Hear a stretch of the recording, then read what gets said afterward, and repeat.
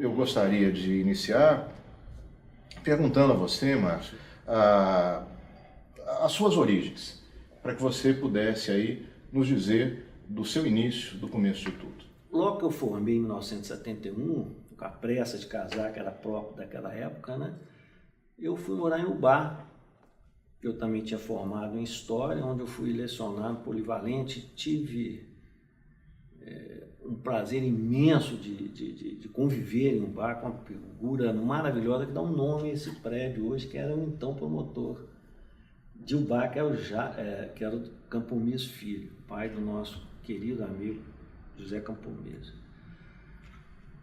E lá eu resolvi fazer esforço, porque parece engraçado, né? O professor do polivalente, que era um convênio dos Estados Unidos com o MEC, eu recebia mais como professor do polivalente do que eu como promotor de justiça da época. Era um salário maravilhoso. Mas com o entusiasmo do Campomis, que liderava aquela comunidade, eu comecei a estudar à noite, porque eu trabalhava de manhã, de tarde, de noite, para fazer o concurso, o qual eu conseguia, em 1973, ser feliz e passei no Ministério Público indo para a comarca de Botelhos, levado pelo então Mozart Xavier Lopes, que foi um procurador de justiça, um desembargador, uma pessoa fantástica. E lá naquela comarca também eu pude trabalhar com um juiz que poucos vão ter a felicidade que eu tive, que era o Maciel Pereira. Fomos muito felizes e lá eu tive também o prazer, vou dizer que é o prazer, né? Mas é a obrigação de fazer o primeiro júri daquela comarca depois de 21 anos. Fomos muito felizes em Botelhos, uma comarca calma, e de lá eu fui promovido para Peçanha, onde sucedi René Ferraz, que é uma figura também que eu tenho um estímulo muito grande. Faleceu há pouco tempo, mas é uma pessoa que deixou um nome muito bom na comarca. E eu lembro uma coisa que me marcou muito. Quando eu cheguei em Peçanha, o fórum era aqueles fóruns antigos que a cadeia ficava embaixo das salas dos trabalhos do fórum, do gabinete do juiz, do promotor e até do salão de júri. E tinha a cadeia embaixo que o arquiteto daquele tempo, como eram poucos presos, queria que os presos ficassem próximos do juiz e do promotor para que o promotor e o juiz os amparasse dentro das necessidades jurídicas que eles tinham direito e outras necessidades materiais, até como própria alimentação, vestuário. E quando eu entrei, eu vi uma pessoa presa numa cela grande, cheia de livros, uma biblioteca imensa. Aquilo me impressionou demais. Eu falei, quem que é esse preso, gente? E falaram, esse é o advogado principal da cidade.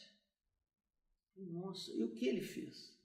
Aí vem uma coisa inexplicável. Foi um crime cometido em Belo Horizonte, no antigo caol da Rua Tupinambás. Ele estava almoçando e uma pessoa o importunou. Falou assim, você paga aí uma pinga para mim? Ele falou, olha, eu não gosto de ser importunado quando eu estou almoçando. Você tem que pagar uma pinga para mim. Ele falou, não fala de novo não que eu vou te matar. Quando ele falou a terceira vez, deu um tiro, né? Ele caiu morto lá dele e continuou almoçando.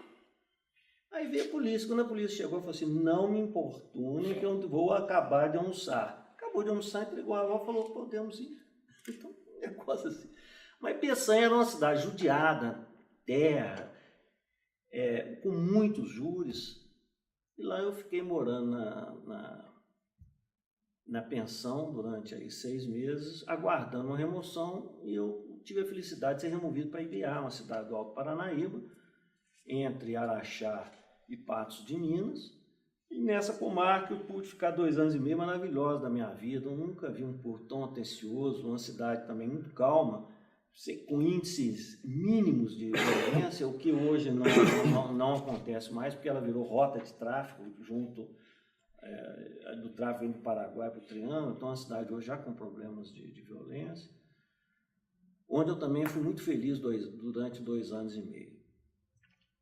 Posteriormente eu fui para o Teófilo Otoni, onde eu convivi com pessoas muito boas, o Tiburcio, nosso ex-procurador-geral também, doutor Geraldo, que já faleceu, com Salatiel de Rezende, Fernandes Neto, com Mira Saboia Coelho, com Cheim, que também, infelizmente, um juiz maravilhoso que veio a falecer também num trágico acidente em Belo Horizonte. Todos grandes juízes, grandes promotores, grandes colegas, uma comarca onde eu fiquei durante 3, 4 anos, e foi interessante, nós saímos quase todos ao mesmo tempo, e quem veio nos substituir foi o Nédens, que estava as comarcas mais acima, o Márcio Eli, dentre outros colegas. E aqui em Belo Horizonte eu portei no Tribunal do Júri, onde eu fiz qualquer coisa de 500 júris, que era um recorde muito grande na época, e hoje é pequeno, perto do que o nosso colega do segundo Tribunal do Júri,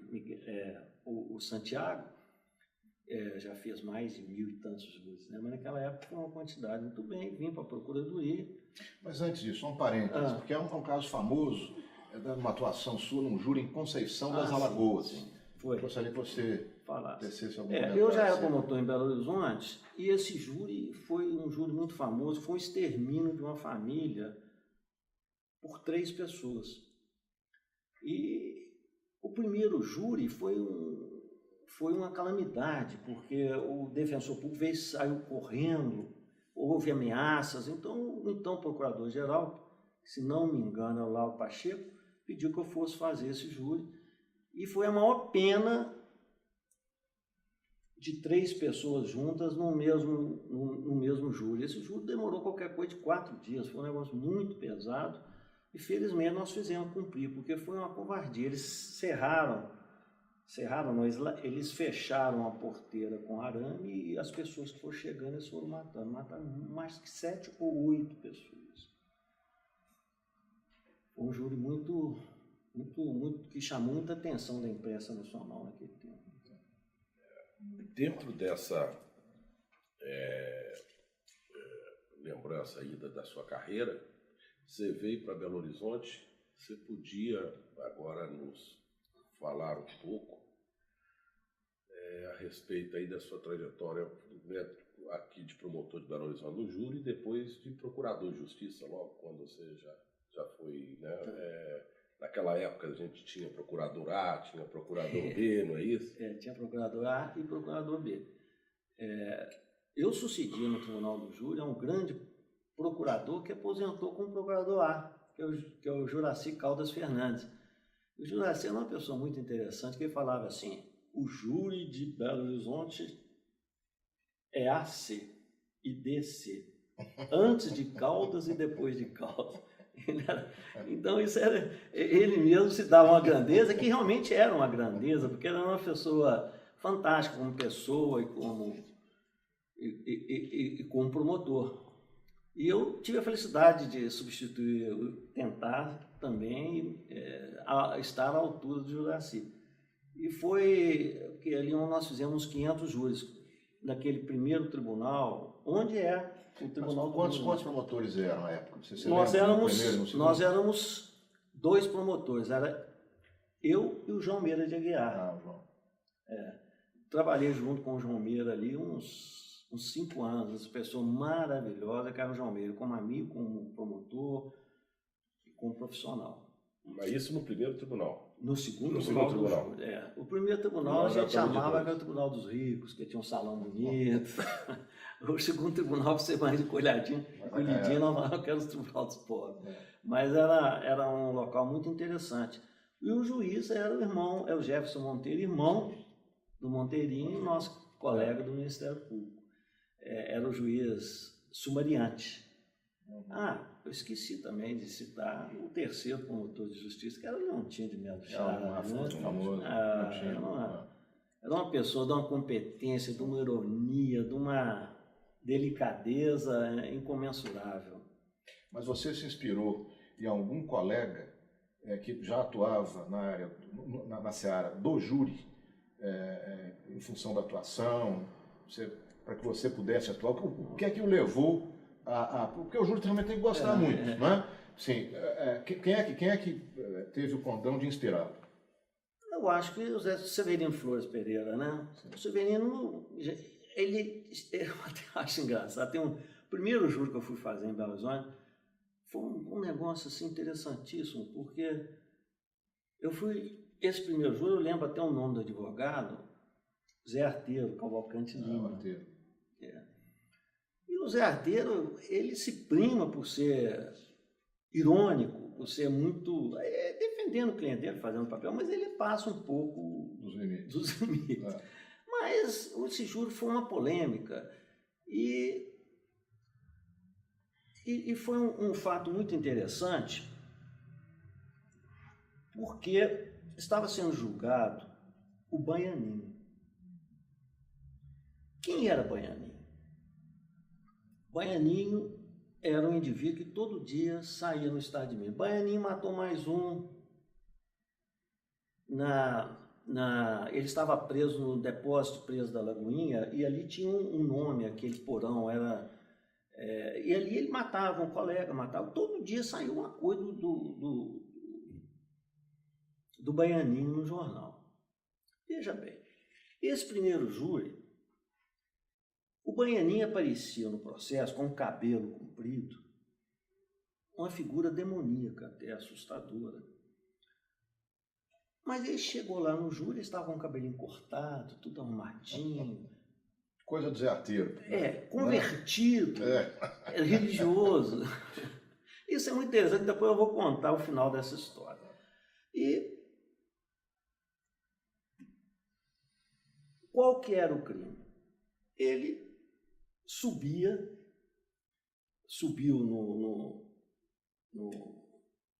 no parapeito, né? E tinha assim uma janela com grade, ficava pulando em cima de um preso e matou o preso. Esse era o fato. E ele confessou o fato no inquérito policial. Depois se diz torturado no procedimento perante o juiz. Bom, existia um carcereiro chamado Zé dos Passos. E Zé dos Passos era terrível. Processo, aí nós tivemos um júri muito tumultuado e ele já estava condenado, o Baianinho, por um outro crime a 18 anos de cadeia. Então, o problema dele ser condenado ou não ia aumentar muito o fato. Ele foi absolvido. Ele me deu um susto por 4-3. Me deu um susto, falei, gente, eu saí de lá, e a imprensa noticiou, o júri tumultuado, discussões. Eu encontrei com o Severino Flores. O Severino Flores, você começou mal, hein, mas no júri. Pô, mas que coisa, senhor. Você veja primeiro bem. Júri. Esse primeiro júri em Belo Horizonte. Aí eu fiquei tão impressionado, nós recorremos, ele voltou a julgamento, eu pedi o João Meira para fazer esse júri para mim. Eu falei, João Meira, eu não vou fazer esse júri, faça para mim. E ele foi absolvido de novo. Eu não entendi aquilo, eu fiquei com aquilo na minha cabeça. Bom, passado vários anos, eu estava andando na Avenida do Contorno, ali com Getúlio Vargas, ali tinha Savasinuca antigo, para quem é mais antigo em Belo Horizonte, ele sabe, era um bar assim interessante, com as mesas, ele ficava jogando sinuca ali, o Zé Arteiro sentado ali. Porque eu sempre discordei, mas sempre convivi, né? Eu nunca afastei uma pessoa por discordar, não é uma ofensa grande, nós tínhamos uma convivência educada. Aí, o Zé Arteiro veio para mim, Márcio, você está com um tempinho? Eu falei, tô. Você podia sentar aqui um pouquinho? Eu sento. Aí daí a pouco vem uma pessoa andando de lá para lá. Chega e senta na mesa, olha bem para mim assim e fala, doutor, o senhor está me reconhecendo? Eu olhei e falei, Baianinho? Ele falou, Baianinho. Eu falei, não acredito. Qual que é a sua história? Já tinha passado uns 6 ou 7 anos. Não, eu estou preso em Neves e por bom comportamento, eu agora sou pastor evangélico, eu estou num regime semiaberto, estou passeando aqui. E a conversa foi por aí, né? Eu falei, Baianinho, tá tudo bem, eu fico feliz que você já esteja regenerado, ninguém acreditava, eu também não acreditei naquela época, eu estou vendo que você constituiu família, que você está... Mas você vai te casar, você matou aquela pessoa, não matou, Baianinho? Ele olhou para mim e falou, você matei sim, doutor. Eu falei, mas por que você matou, Baianinho? Ah, doutor, eu passava a noite lá, e esse Zé do Passo falou que ia me matar, porque eu desentendi com ele. Então, eu não podia dormir, doutor. Se eu dormisse, eles me matavam, porque o Zé do Pau falou que quem me matar ia ter regalia na cadeia. Então, por isso que você via notícia todo dia no jornal de que eu fiz isso. Porque se eu ficasse com sono, eu tinha que jogar baralho e fumar a noite toda. Porque se eu dormisse primeiro que os outros, eles me matavam. Então, eu tinha que arrebentar o cano d'água, pôr fogo no colchão, eu tinha que fazer uma confusão. Eu perguntei, Baianinho, você ficou preso quanto tempo no Inferno da Lagoinha? Inferno da Lagoinha. Era o nome exato. Eu falei assim, eu fiquei preso 8 anos. Eu disse, quantas vezes nesses 8 anos você viu a luz do sol? O doutor, eu fiquei 8 anos sem ver a luz do sol.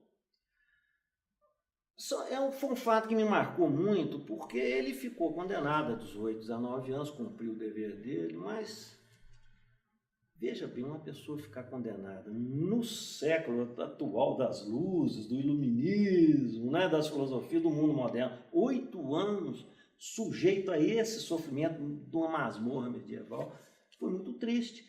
E quem sabe o júri fez uma justiça transversa, porque ele merecia ser condenado, sim, mas foi um fato que me marcou muito na trajetória do segundo tribunal do júri.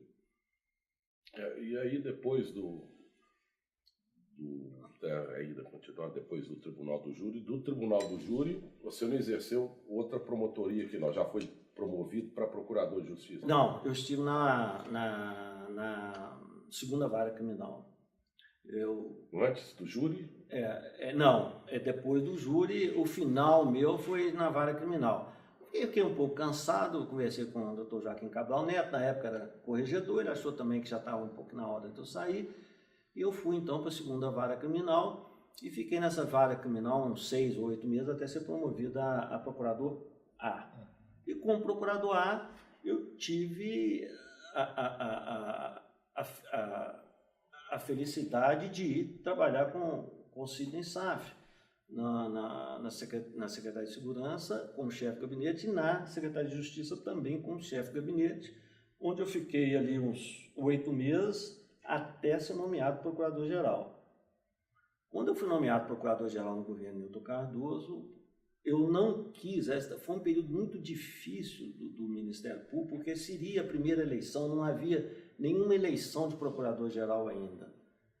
Mas a estrutura não nossa, existia. o que você encontrou? Não existia estrutura. O promotor era a caneta dele, uma máquina de escrever, porque o computador veio depois.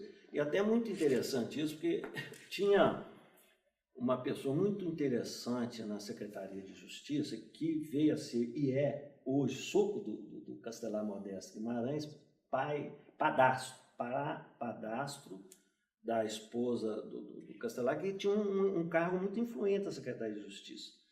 Então, eu sempre ia na Secretaria de Justiça e, através dele, eu conseguia máquina de escrever, datilografia, para o Tribunal do Júri, e conseguia papel também para levar para os escrivães do interior, que não tinham. Então, quando eu chegava com aquele mundo de coisa no meu carro para o escrivão criminal, eu ficava louco, de alegria. E essa máquina, eu lembro que eu era promotor de Teófilo Otoni, ainda com a marca boa, eu deixei essa máquina lá para o segundo promotor do júri que me ia suceder. Não havia estrutura nenhuma. E aquilo me impressionou demais, que vai refletir mais tarde, porque essa primeira minha passagem como procurador de justiça, geral de justiça, eu não quis concorrer à minha reeleição. Foi o gesto que eu fiz para dizer que aqui eu fui num período de transição e eu esperaria concorrer mais à frente. Então, eu não quis, a classe escolheu o Tibúrcio na lista, ele foi escolhido, fez uma boa administração. E mais tarde, quando eu tive a felicidade, na segunda vez, de ser nomeado pelo governador Itamar Franco, eu contei com ideias maravilhosas, inicialmente do Baeta, Zé Antônio Baeta, e de outros promotores que estavam na chefia, para nós darmos apoio ao Ministério. Essa que foi a nossa primeira única e principal, não única não, principal objetivo. Antes só de entrar nessa parte aí da sua gestão de procurador, eu acho uma coisa bastante importante, até mesmo pela proposta dessa entrevista de recuperar a memória, porque hoje você não tem mais a diferença de procurador A e procurador B. É verdade. Né? Aí, queria que você falasse um pouquinho, por exemplo, ali na sua promoção, como foi, por exemplo, se foi por merecimento. Todas depois merecimento. Aí você começou como procurador B. Aí a sua atuação... No Tribunal de Alçada, não é isso? É Tribunal de Alçada. O antigo Tribunal de Justiça. Depois houve uma lei... E aí você foi procurador-geral quando você estava ainda como procurador A. Não, procurador B. Procurador Eu já B. era procurador B. Houve uma fusão. Houve, mas isso mais recente, né? Naquela época eles acabaram com o procurador A, deixaram só os procuradores B. O judiciário que custou a unificar o SAD. Eu acho que o Ministério Público começou a andar à frente do judiciário na nossa administração. Veja bem, quando nós criamos, já com o governo Itamar Franco, as promotorias especiais do interior. Essa do B já foi um avanço na frente da magistratura, eles tiveram que se ajustar à norma, porque o Ministério Público sempre andou a reboque da magistratura, a magistratura conseguia e nós íamos atrás. Então, quando nós permitimos que os promotores que ficavam no interior, e eu tinha amizades muito grandes, promotor Juiz de Fora, Uberaba, Uberlândia, Montes Claros, problemas pessoais, familiares, cidades maravilhosas, não vinham para Belo Horizonte e se aposentavam unicamente como promotor de justiça de Belo Horizonte.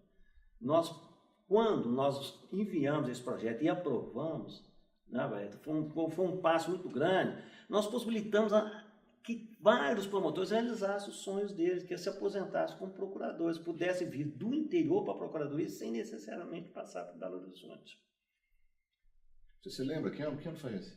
Isso foi mais ou menos em 99, 2000, né? 99, 2000, 1999, 2000. O Ministério Público era, como eu disse, único. Era o promotor da sua caneta, a sua consciência e o seu trabalho. Mas o promotor era desamparado. A gente ia no interior, eu sempre fui uma pessoa que eu viajei demais no interior, eu via as dificuldades do promotor.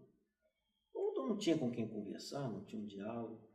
Então, junto com a Baeta, junto com o Mário Conceição, que é outra pessoa de muita visão no Ministério Público, nós partimos para criar os centros de apoios operacionais, que foi o início da grandeza do Ministério Público. Não existia nada. Então, nós criamos o centro de apoio operacional, começamos a dar o apoio técnico, o apoio material, o apoio de peritos, de assessoria. Então, o promotor podia, quando estava no interior, ter um socorro. Criamos vários centros de apoio de pessoas que eram totalmente desamparadas, que era menor já tinha, que era mulheres, deficientes. Vou ver outra que eu lembro bem que nós criamos, do idoso. Então, nós começamos a criar e regionalizar. Porque o que acontece? Minas é um país, Minas é o tamanho da França. O promotor de Iturama, o promotor de Grão-Mogol, ele vai vir em Belo Horizonte sempre. Então, nós começamos a criar em Montes Claros, em Uberaba, Uberlândia, nas macro-regiões. Também, aí por influência, parece que do Mário Conceição, nós criamos a microbacia. Foram as barreiras feudais. Criamos o meio ambiente, o Jarbas, o grande procurador, o grande promotor, o grande líder do Ministério Público, que uma pessoa de muita capacidade, nós chamamos para chefiar esse meio ambiente. Então, nós começamos a dar uma dimensão de estrutura, de apoio e de condições de trabalho para que o promotor pudesse, em qualquer rincão do Estado, desenvolver as suas funções.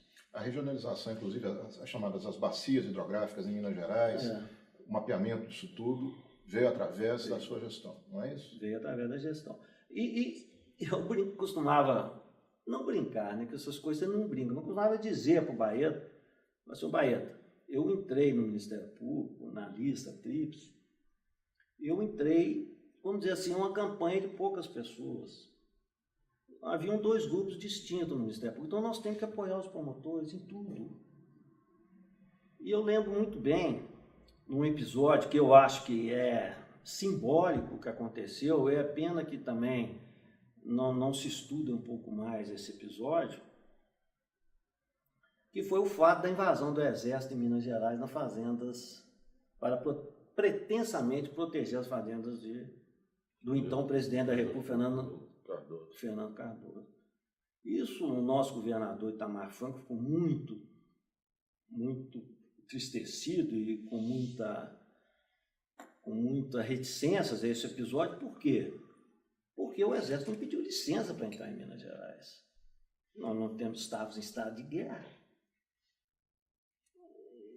Aí o Itamar, saudoso, nós tivéssemos mais Itamar Franco nesse país, nos chamou, perguntou: o que você pode, o Ministério Público pode fazer por isso? Eu falei assim: eu tenho uma pessoa certa que vai resolver isso. Onde, trocando ideia com o Baeta, nós convocamos Fernando Galvão. Fomos, se não me engano, Baeta capaz de ter memória, mas buritizeiros, né? Buritizeiros, essa parte. Descemos de avião buritizeiros, eu e Fernando, nós 2. Isso que queria dizer o quê? O Procurador-Geral de Justiça está sempre junto ao promotor. O apoio era incondicional. E nós conseguimos, através de um trabalho maravilhoso do Fernando Galvão, que a juíza desse a liminar, e a liminar era para imediata retirada das tropas do Exército de Minas Gerais. E o que aconteceu? O Exército no dia seguinte saiu. Então nós fizemos um trabalho muito grande, e eu tenho orgulho disso, de ter participado com a minha equipe, de ter restaurado a dignidade de Minas Gerais, né? Porque não estava sendo respeitada os devidos procedimentos legais para a entrada dessa tropa, né? Sem dúvida. Dentro desses iniciais, por exemplo, desafios aí dentro do início, por exemplo, da sua gestão, houve, por exemplo, uma criação que você já falou aqui a respeito de apoio ao promotor, que é o CAU, né, o Centro de Apoio Operacional. Você podia falar mais, por exemplo, principalmente ali a questão de alocação de técnicos, que no Ministério Público não tinha esse tipo de trabalho, né? Eu não lembro bem como é que foi essa alocação, mas nós começamos a contratar técnicos para que esse apoio se efetivasse. Só um parênteses, eu me lembro bem, a época, o Centro de Apoio da Infância e Juventude, a coordenação da Infância e Juventude, o prédio era ali próximo ao Juizado da Infância e Juventude também, a sua gestão, e que houve a contratação de assistentes sociais, psicólogos, porque o atendimento ali era diário, você tinha lá chegando não somente a questão do ato infracional, mas também das medidas protetivas em defesa das nossas crianças e adolescentes, foi justamente a sua gestão. Nós tivemos início ali, que trabalhávamos juntos, o Centro de Apoio Operacional da Infância e Juventude, os promotores que oficiavam diretamente com o ato infracional e na área civil com as medidas protetivas. Foi um avanço e depois aquilo se replicou para todo o estado de Minas Gerais com as regionais também da infância. Isso, queria que você falasse um pouquinho, se você se lembra disso. Eu tenho orgulho, sim. Foram ideias muito boas passadas a mim pela nossa equipe, que era essencialmente o Mário Conceição e o Baeta, para que nós apoiássemos os promotores e regionalizássemos o Ministério Público. Minas é grande demais e nós conseguimos dar início a essa descentralização que foi muito bem sucedida. Agora, um dos marcos também ali na coisa que eu gostaria que você pudesse falar, e até hoje estão aí, uma é na área do consumidor, que foi exatamente na sua gestão que foi criado o PROCON, né? PROCON estadual, PROCON do MP, que tinha um PROCON estadual. Não. Na verdade não tinha, né, um PROCON no estado. Tinha um PROCON estadual, mas ele não podia multar, não podia, quer dizer, era porque pertencia ao Ministério Público. Então foi na sua gestão que foi criado o PROCON e também uma das procuradorias especializadas mais importantes que existe, por exemplo, hoje até onde hoje eu estou atuando, que é a Procuradoria Especializada no Combate aos Crimes Praticados por Agentes Municipais, né? Também foi criada por mim também. Foi criada uma resolução também sua. Você podia falar tanto do PROCON quanto dessa Procuradoria. Veja bem, até a minha gestão, sem desmerecer as demais, todo o poder ficava concentrado no Procurador-Geral. Nós descentralizamos isso para que não só tivesse uma melhor efetividade, essas investigações que tinham que ser feitas, né? Que hoje o Ministério Público hoje pode investigar, naquele tempo não era tão comum.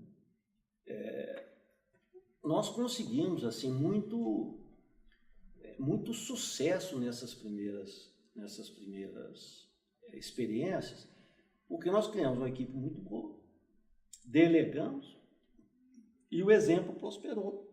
Né? Hoje é impossível se pensar o procurador-geral ficar decidindo todos os assuntos que diz respeito, vamos dizer, aos foros privilegiados, né, de prefeitos ou de deputados. Em função até da amplitude das prerrogativas do Ministério Público, não tem como, força né? constitucional. Naquele tempo era menos, né? A gente tinha um pouco mais de tempo, vamos dizer, se dedicar a isso, mas era imprescindível a descentralização. Pois é, mas é importante que você diga isso hoje, um testemunho para as futuras gerações do Ministério Público que venham a ingressar na nossa instituição, Claro.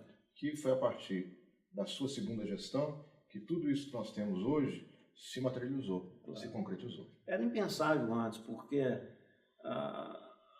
o Procurador-Geral, principalmente a quem eu sucedi, ele queria ficar com o poder. E o poder não podia ser descentralizado. E nós não queríamos o poder, nós queríamos uma boa prestação da nossa função, né? Que é do Ministério Público, prestar bom serviço à sociedade, e não uma concentração de poder. Né? Quando você entrou, apesar de ter previsto na lei os CAUs, né, Centro de Apoios Operacionais, na verdade o CAU que existia era só Belo Horizonte e uma ou outra cidade, uma comarca maior, mas na condição não de CAU, de secretaria. Verdade. Não tinha nada auxiliando a atividade fim. E aí houve a criação do primeiro CRAU, até parece que o senhor designou o doutor Mário, né, da Conceição para poder ficar à frente, né? E ali desse CAU que foi um embrião do que é hoje todos os CAUs, né? Todos, por exemplo, depois você tem CAU em todas as atividades, mas primeiro tinha que começar de alguma maneira, porque não existia isso, né? Não existia. Não existia. O Mário foi brilhante nisso, porque ele é uma pessoa que pensa à frente, né? O Mário Conceição tem uma visão um pouco mais dinâmica das coisas. E ele começou a estruturar esse CAU e realmente eu sinto orgulho de depois ter se desenvolvido esse projeto para todas as outras áreas de atividades. Agora, num olhar retrospectivo, assim, fazendo um balanço, por exemplo, né, da sua gestão, você podia deixar aí quais seriam aqueles principais desafios que você teve ali na época do seu segundo mandato como procurador-geral? Porque o primeiro mandato de procurador-geral foi pouco tempo, né? Foi pouco tempo. Foram o quê? 2 meses? Foram 2, 3 meses. 2, 3 meses. O segundo foi pouco. E as principais conquistas que você acha? Que a gente já falou um pouco dessa aqui, é só para poder dar uma resumida. O principal desafio, não tem dúvida nenhuma, foi interno. Interno. Descontentamento do grupo que perdeu o poder, que através as eleições para Procurador-Geral é um avanço, mas quem está no poder tem força, tem telefone, tem caneta, tem carro, pode prestar a favor. Esse grupo não aceitou a minha escolha e não respeitou a decisão do governador, porque se a lista é tríplice tem que ser respeitada, né? Então esse foi o grande desafio, e tentar. A nossa chapa, ela tinha o nome de integração. Eu tive esse sonho, como diz o Martin Luther King, né? I have André, de integrar o Ministério Público, para conseguir pacificar e deixar as disputas para as épocas eleitorais, né? Então isso foi minha grande dificuldade. E assim, você acha assim, as principais conquistas, aquelas que você pode, assim, com orgulho de falar que poderia ser, a gente, eu acredito, falou em várias, aquela que seria a marca realmente da sua gestão, o que você... A marca da minha gestão foi a descentralização e a criação dos CAUs, sem dúvida. Essa questão que é sempre falada, da escolha do Procurador-Geral na lista tríplice. O que você pensa a respeito disso, da interferência do Poder Executivo na nomeação do Procurador-Geral? Você pensa que nós estaríamos suficientemente amadurecidos hoje, passados já 16 ou 15 ou 16 anos da sua gestão, da sua segunda gestão? Hoje nós teríamos condição, dentro da classe, de fazer essa escolha pelo candidato mais votado, sem que o Poder Executivo chancelasse isso? O que é que você pensa a respeito disso? Eu acho que se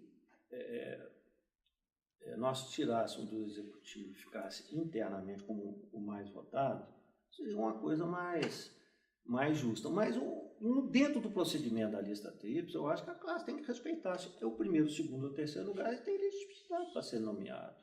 Não é? Eu acho que a eleição foi uma conquista. Agora, o que também tem que acontecer é os promotores não se deixarem patrulhados, né? Não se deixarem serem patrulhados. Eu vou procurar optar, todo mundo conhece todo mundo, aqueles que melhor possam representar a instituição, e não aqueles que são continuidade ou renovação, mas sim a qualidade de quem está representando a continuidade ou a descontinuidade, a renovação.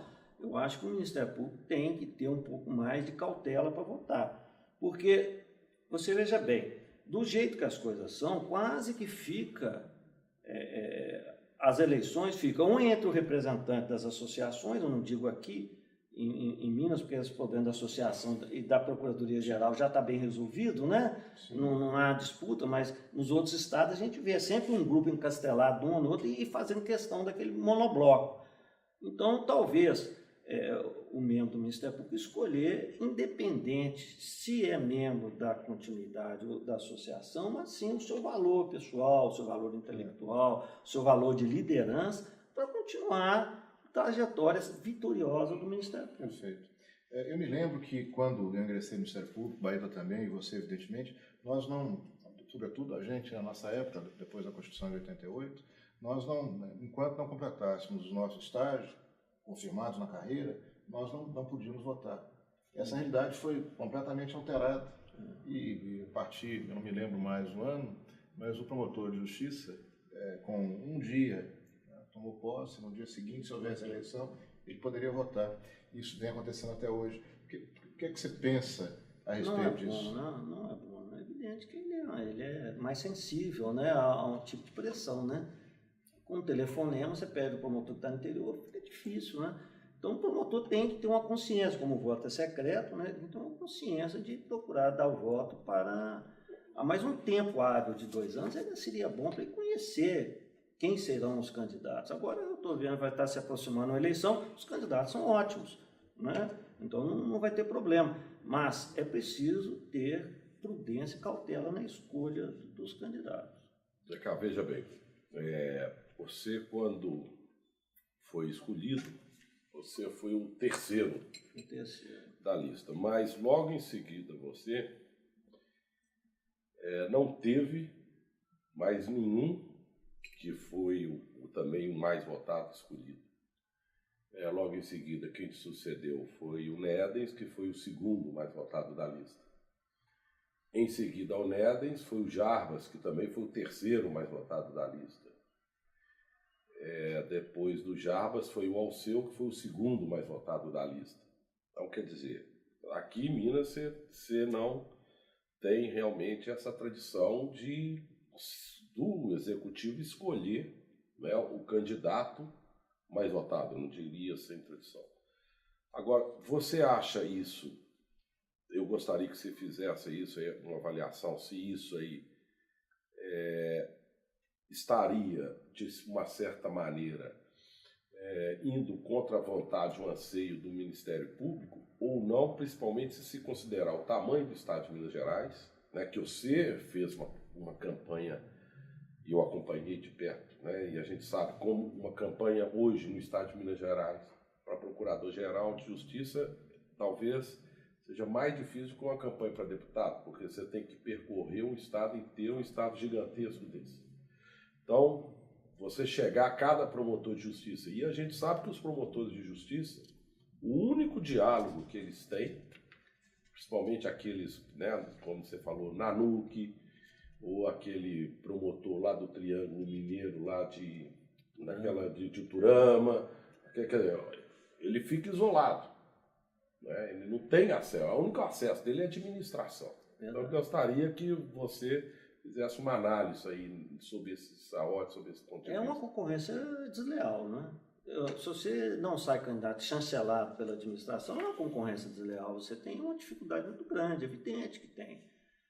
Até o próprio promotor que te recebe com reserva. Será que lá na cidade, na capital eles vão ficar sabendo? Mas você sentiu isso claro, quando foi candidato? Sente. A gente não sente a tranquilidade do promotor, né? Em receber e dar divulgação àquilo, né? Muitas vezes a gente tinha que ir na casa do promotor, fazer reuniões com mais gente. É uma concorrência um pouco desleal, sim. E é preciso que se incentive a possibilidade, os promotores têm essa sensibilidade, os candidatos independentes. Né? É preciso, porque tem muita gente com condições plenas de exercer a chefia do Ministério Público, mas que, se não são chancelados por um grupo, não podem. Né? Para ver se ele tem capacidade ou não, ou se o candidato da situação tem capacidade ou não. Tudo é uma questão de momento, mas eu acho que a candidatura avulsa tem seus méritos, sim. Perfeito. E fazendo então uma retrospectiva, né? Desde que você entrou no Ministério Público, perpassando por 2 décadas, né? 2, 3 décadas, que liame você pode fazer desde o iniciozinho até hoje? Porque você continua acompanhando, eu sei que você tem todo apreço, todo carinho, todo amor pela instituição. Que balanço você faria? Só puxando nessa coisa, para você poder também esclarecer, inclusive para deixar registrado, quando você entrou, qual você passou, né? Você tomou posse no concurso, parece que você tomou posse 3 dias depois, alguma coisa mais ou menos assim. E aí você teve algum cursinho preparatório? E aí você já foi designado para quer dizer, essa estrutura para aquela estrutura de quando você entrou, para a estrutura de hoje, não é isso, Alberto? Não existia. Essa questão toda. Não existia. Quando eu passei em concurso promotor, minha colega de turma era Maria Cristina Xavier Lopes, filha do saudoso Mozart Xavier Lopes. Mozart, procurador de justiça, já desembargador. Ô, Márcio, eu vou te levar para Botelhos.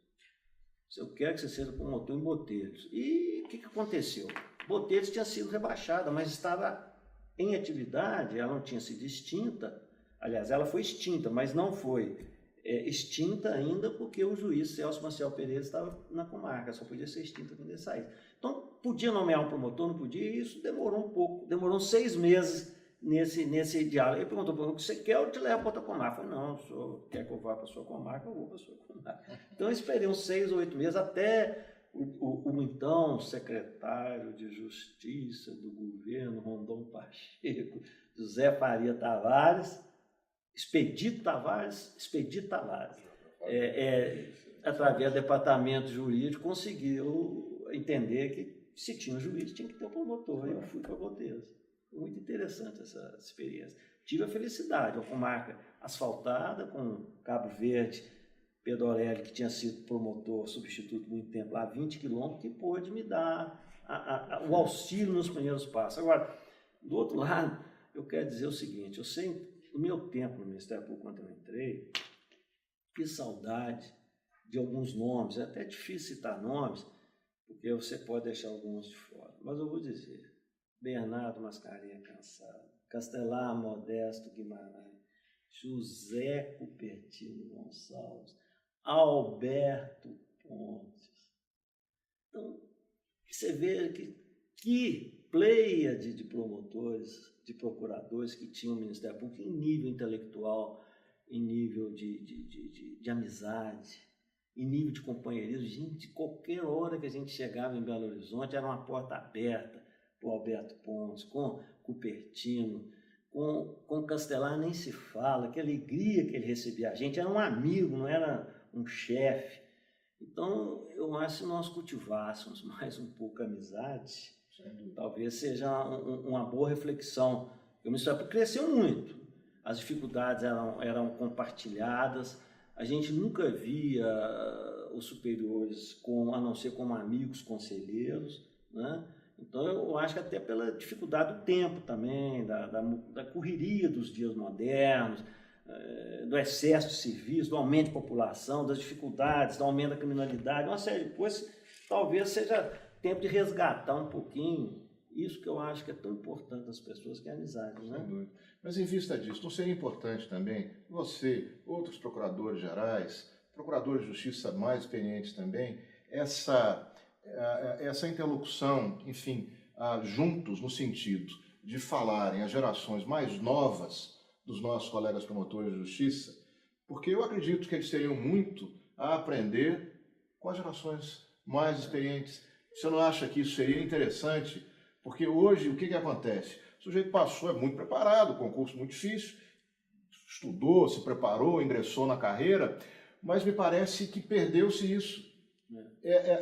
O fato do... Olha, eu preciso ouvir aqui o meu colega mais antigo, o que ele pode me passar, né?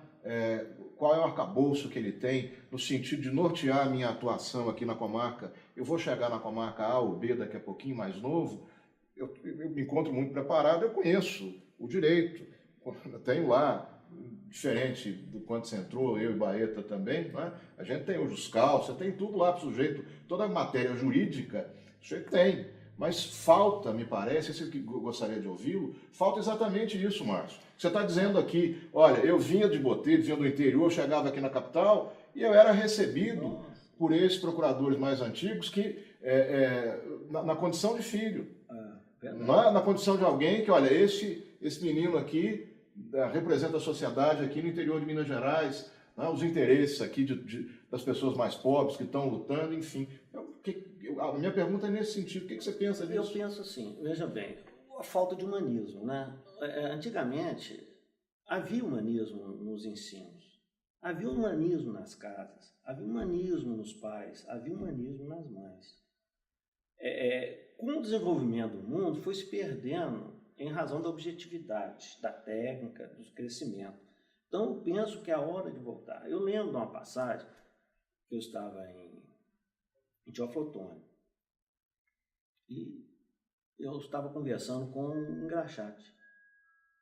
E o engraxate ali perguntando, e eu lembro exatamente o que ele estava me perguntando. Eu não sou muito bom de memória não, mas para certas coisas eu tenho memória. Ele estava me perguntando sobre o ensino do filho dele, o que deveria comprar de livro ou caderno. E eu fiquei uma meia hora, 40 minutos, 50 minutos conversando com ele.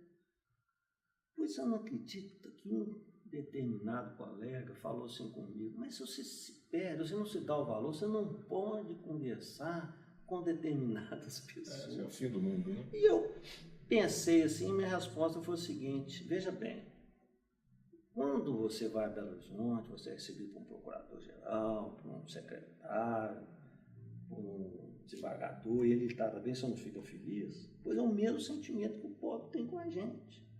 Não é? Nós ali éramos também orientadores, numa cidade tão carente de exemplos, né? Era uma cidade assim, Teoflotone faltava tudo. Então ele estava ali perguntando sobre o problema do filho dele, ensino, para onde ia ou não ia. Então eu acho que o humanismo está se perdendo um pouco. E nós temos que, dentro de nós, cada um de nós, das nossas famílias, das nossas instituições, dos nossos trabalhos, resgatarmos um pouco desse humanismo que está ficando distante. Mas nós não podemos deixar de perceber a sua importância. Perfeito. E hoje o que nós vemos também, eu acredito o seguinte, o que Baeta, Mário Conceição, você, enfim, desejaram e sonharam para o Ministério Público enquanto instituição, exatamente isso, os caos, não é? Fazer com que os promotores de justiça não se sentissem órfãos, nem sozinhos na sua atuação em defesa da sociedade. Muito bem. E, a partir de então, os procuradores gerais que se seguiram a você foram lá, concurso aqui, concurso acolá, para que os promotores de justiça tivessem o seu gabinete, a sua equipe de trabalho, como acontece nos Estados Unidos da América, a fim da proteção das pessoas mais carentes do nosso país. Mas ocorre um fenômeno a partir disso. Qual é? Isso Baeta sabe muito bem, conversando aí no estado inteiro com os nossos colegas promotores. E por isso eu faço a pergunta, em função disso que você está dizendo há pouco. O Márcio Decá lá engraxando o sapato e conversando com esse senhor que desejava saber do futuro do filho dele. Hoje, as pessoas mais simples, mais pobres, acorrem ao Ministério Público no sentido de buscarem o quê? O último alento, não tem mais aonde se socorrer, vão aos promotores. Mas o que me parece que vem acontecendo hoje, pelo menos esse é o meu sentimento, Marcos, é o seguinte, o promotor de justiça hoje, ele se distanciou da comunidade. Então ele faz o seguinte, não, o servidor aqui vai atendê-lo. Mas não, o que a pessoa simples deseja é o atendimento do promotor de justiça. Ela deseja estar face a face com o promotor a fim de levar os seus reclamos, os seus desejos. O que você pensa a respeito disso? Eu penso que é isso, a dificuldade é achar o equilíbrio, né? O ponto de equilíbrio.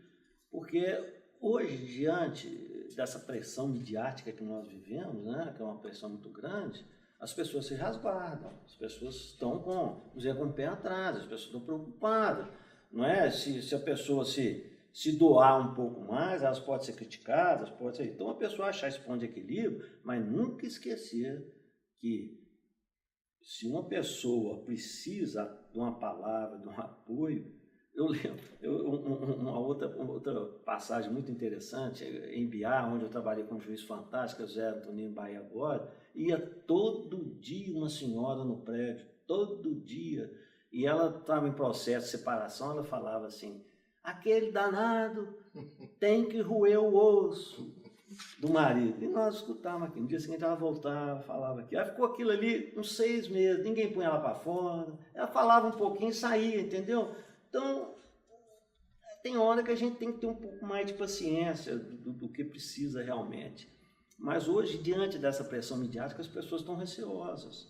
Achar esse equilíbrio aí é função dos que estão no cargo, mas né? Nós não tínhamos essa pressão midiática, a gente podia fazer isso, né? Você podia falar da sua equipe, assim, uns nomes, assim, para poder o Begaria foi o chefe de gabinete, ou era o secretário-geral, mas como é que quem compunha a sua administração, depois outras pessoas que você considera relevante, que participaram ali? Sem dúvida, os exponentes da segunda fase da minha administração, né? Veio o Alceu, né? Que depois veio a ser procurador-geral, Baeta, o Begaria, o Mário Conceição, são as pessoas que realmente se destacaram como o próprio Carlos André, né? Que eu nomeei ele chefe do como que chamava aquele tempo? Chamava CAL mesmo, o CAL também era CAL, mas só que era uma né? secretaria no fórum, né? Eu lembro que uma vez eu fui, junto com você, Baeta, lá no fórum, eu olhei para o Carlos André e falei assim, você me parece que você tem a cara de um chefe do CAL. E que bom que ele foi um bom chefe, que bom que ele é um bom procurador-geral hoje, né? Grande procurador-geral.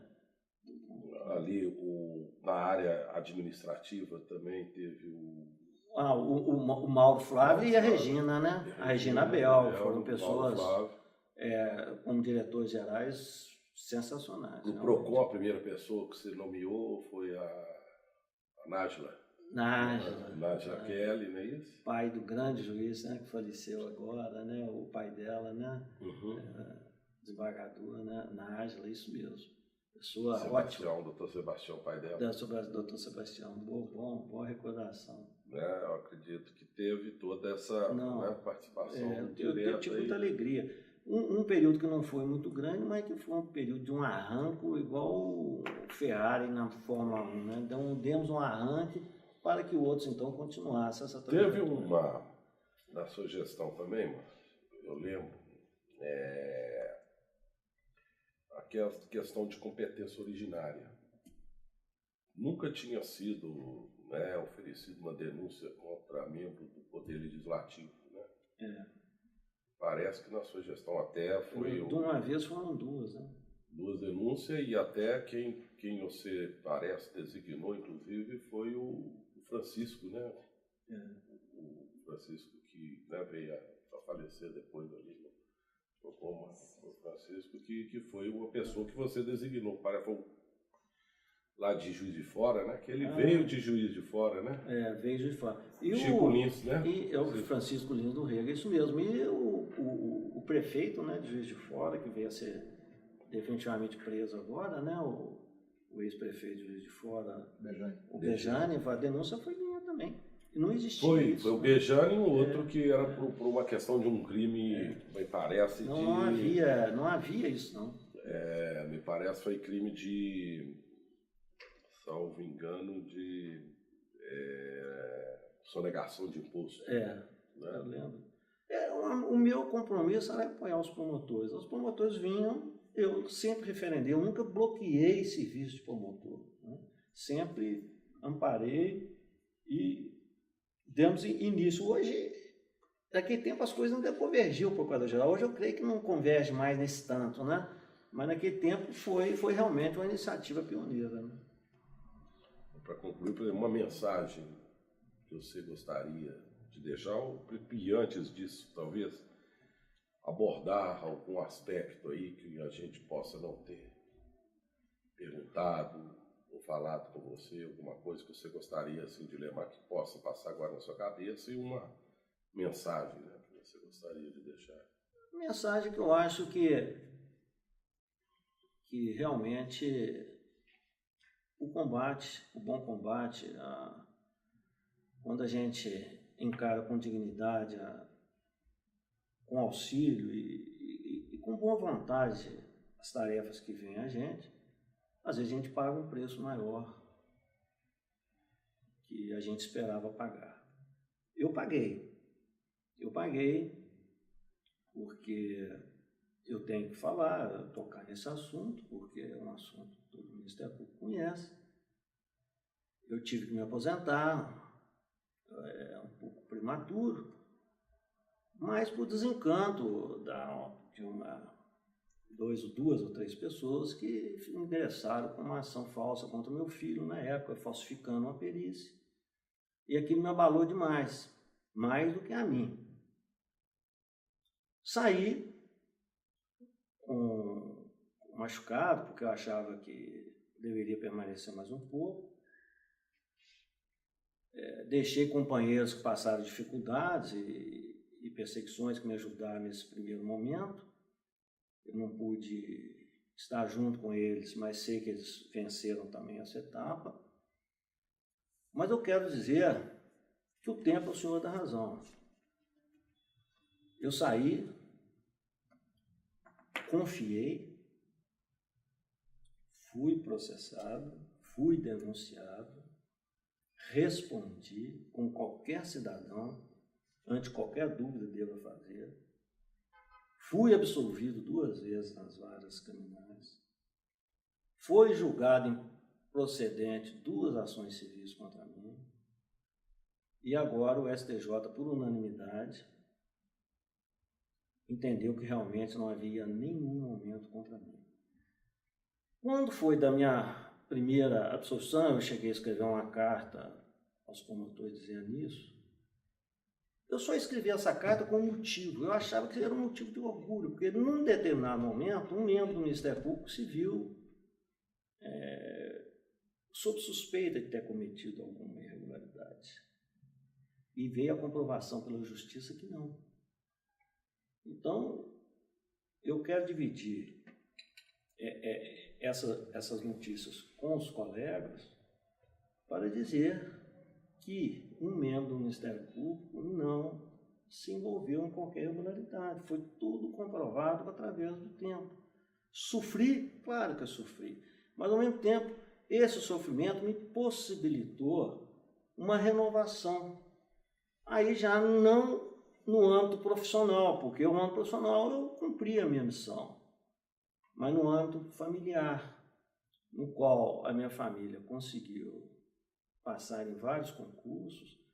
Meu filho, que foi injustamente perseguido, hoje é advogado da União em Brasília. A minha outra filha, juíza de Direito de Mariana. E a caçula, hoje é delegada regional de Nova Lima. Então, esse é um orgulho que eu tenho. Eu acho que ela, se você pensar assim, intimamente, era uma purgação que eu teria que passar, uma provação que eu teria que passar. Passei e eu gostaria apenas de que outras pessoas não tivessem passado e sofrido comigo, como o caso dos que me auxiliaram na minha administração. Mas eu creio que hoje as pessoas, pelo menos de boa vontade, já entenderam isso. E que se restabeleçam os valores devidos às pessoas, não é? E que o Ministério Público possa continuar essa trajetória brilhante, mas que seja também uma trajetória de justiça, de dignidade, de companheirismo e de prestação de serviços de auxílio à sociedade. Que, afinal, é a nossa função, promover o bem-estar da sociedade, seja tomando as providências enérgicas ou não, mas sempre voltada ao bom serviço à sociedade.